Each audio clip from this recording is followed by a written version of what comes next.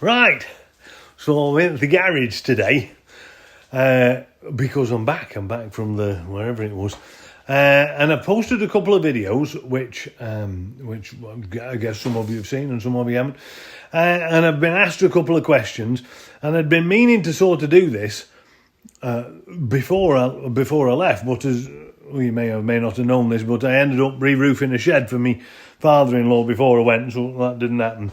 So what I'm doing now is I'm recording this, which should have been done before I left, but I'm doing it now.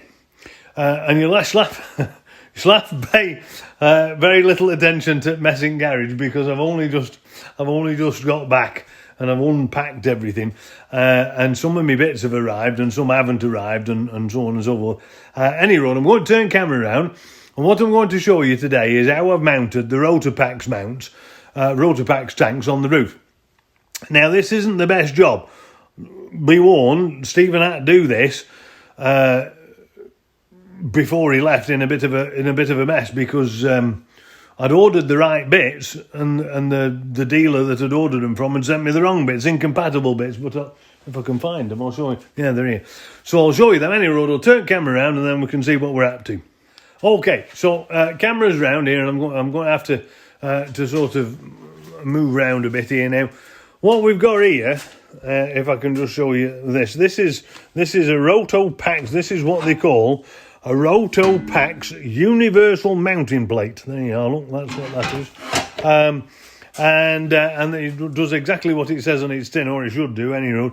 It mounts Rotopax mounts. Now, there's another box. I'm not prepared here, you see, because I've got all manner of stuff here and my bench is all messed up. But so this is what they call a Rotopax mount. And technically speaking, I'm going to just try and open this here with one hand, which isn't going to work, is it? Stephen's going to have to get his face on job. Hang on a second.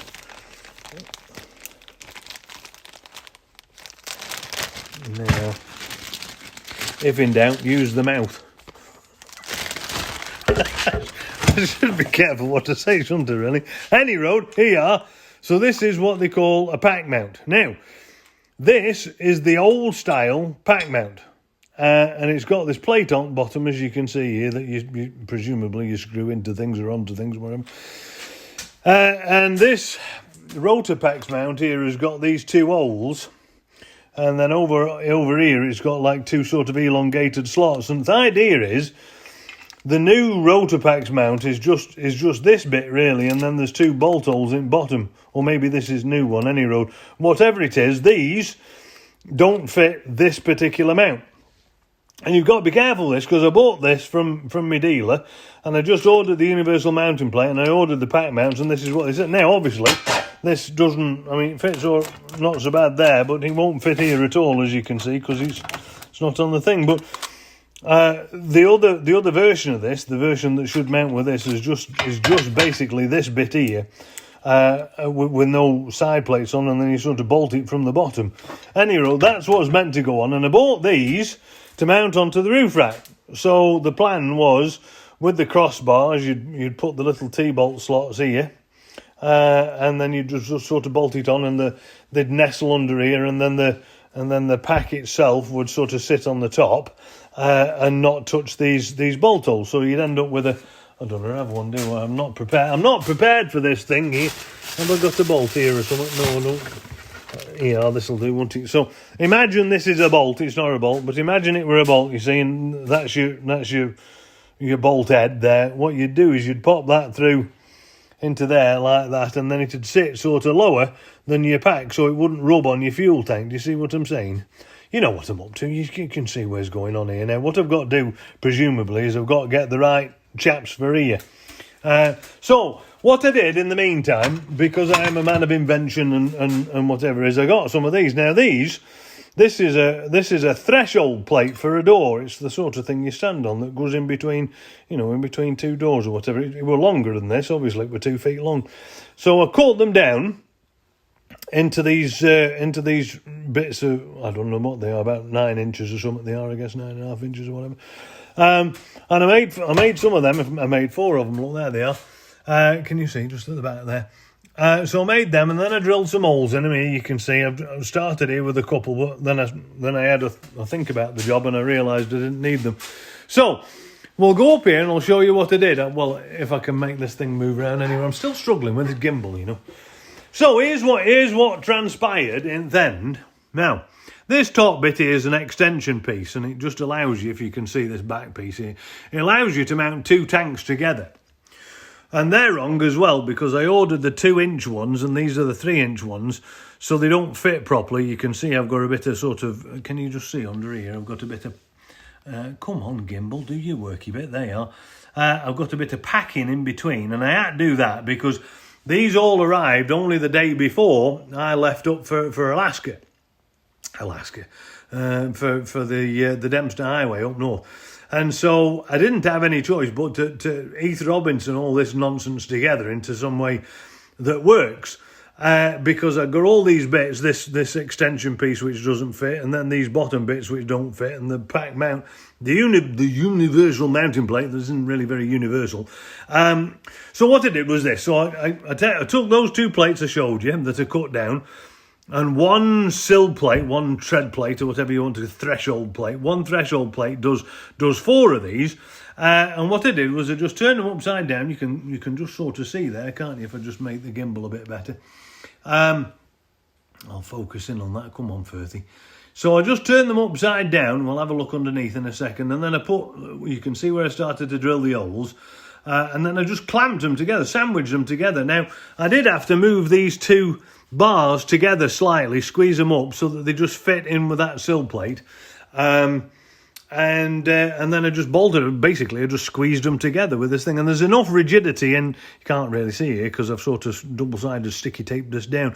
There's just sort of enough sort of squeeze there to help me. I'm just going to go underneath here, and hopefully you can see if I aim my gimbal thing right here. Now you can see there that there's obviously the bottom. I'll go down a bit so I can see what I'm talking about. You can see that there's the bolts there underneath, and they look like they're coming loose, but they're not. That's just how it is. And so they are. That's how they're bolted together, sort of sandwiched together. And in between, you can see there's this bit of a pokey out chap here. And in between, then what I've done here is I've fastened this chap onto this sort of top rail with some, locking bolts on the other side that's sort of in between here as well. And so the nuts sort of holds everything together, and then this sort of holds the whole thing on. And what I did was, I don't know if you can just see this, but I've just got some Gorilla Tape here. I'll try and focus in a bit, but it's a bit hard going. There you are, you can just see there's a bit of Gorilla Tape there just on the edge to stop the bit of rubbing. Can you see? And then I put this stuff on. This is just door sealer really, and I put this on so that the aluminium plate didn't sort of rub a hole in the bottom of the tank. And then I put another one here, and then there's one at the back here as well, and that's just for the tank to sit on so that it doesn't sort of. It had been all right on this rubber, but because these plates sort of stick up a little bit off the rubber, they weren't mounted on the rubber. So that's what I've done to make that sort of fit. Now, it's not the best job on the planet, and Firthy's not super happy with it, but like I said, I've got water on my thing now.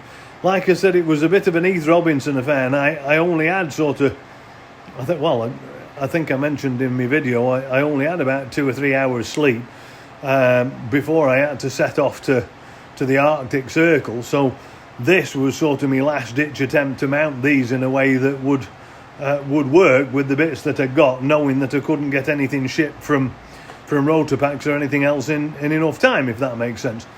Anyway, so that's the story, that's what happened, and that's how that works. And of course, as you can guess, you just take this and you throw them on the top, and then I've used these little bits of packing here just in between the thing to help make them the right size.